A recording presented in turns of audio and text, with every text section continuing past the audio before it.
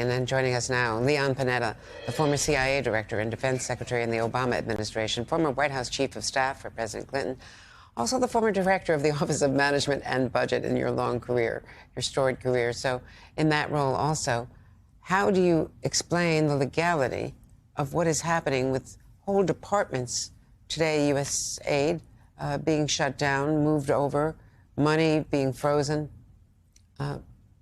Congress appropriates, not the executive. Well, the president swore an oath to faithfully fulfill the duties of that office and to preserve, protect, and defend the Constitution.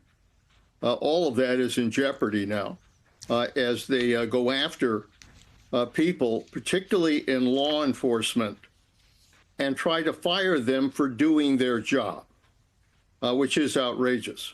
These are agents who were doing their job of enforcing the law, particularly on January 6th, which involved a riot in the Capitol and the attack on 140 security officers and the destruction of property. That was a violation of the law. That's what they're supposed to do. And my view is you cannot fire somebody in the FBI for doing their job.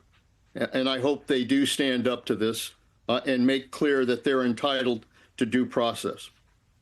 What message does this send to our allies, to our adversaries, when suddenly the Justice Department in particular is being targeted for particular prosecutions that this president and his team do not like? Well, you know, I think the credibility of the United States is based on our adherence to the law and our respect for individual rights. That's what makes the United States unique in the world.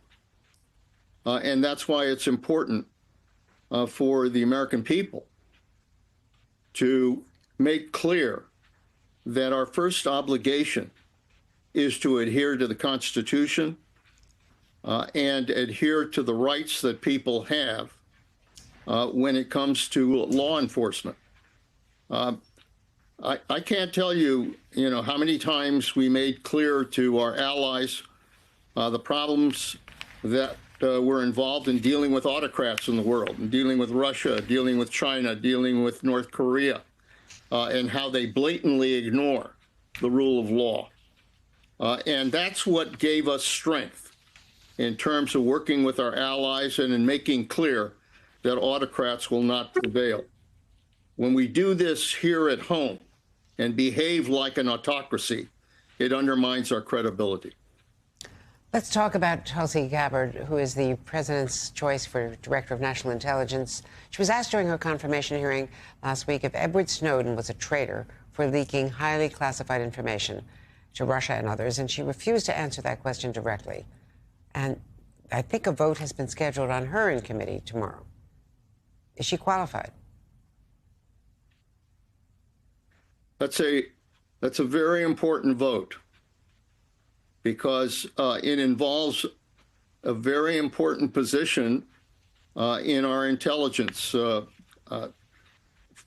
foundation, really. The DNI is critical to the coordination of intelligence information. And there are three problems with Tulsi Gabbard. One is that she has absolutely no experience in intelligence. She never worked in intelligence. And in that job, she's got to coordinate 18 intelligence agencies. So she just doesn't have the intelligence background. Number two, she has serious credibility problems. Having visited with Assad, a dictator, having made comments about Putin that were favorable, having opposed the Ukrainian war, she is clearly somebody who has serious credibility problems because the purpose of intelligence is to look at intelligence involving our adversaries. So she certainly undermines that approach. And then lastly, You've got to have command experience. I mean, you are now coordinating 18 agencies and working to make sure that the president gets the very best intelligence as a result of that. She doesn't have that kind of command experience. So I'm really concerned that we cannot put somebody with that kind of background as head of our intelligence agency. DNI is critical. What we've seen lately are people who know how to make the DNI work because they know it's about coordinating intelligence, and they all had deep backgrounds in intelligence. She's lacking that, and I think we would pay a heavy price in terms of the quality of intelligence if she's approved.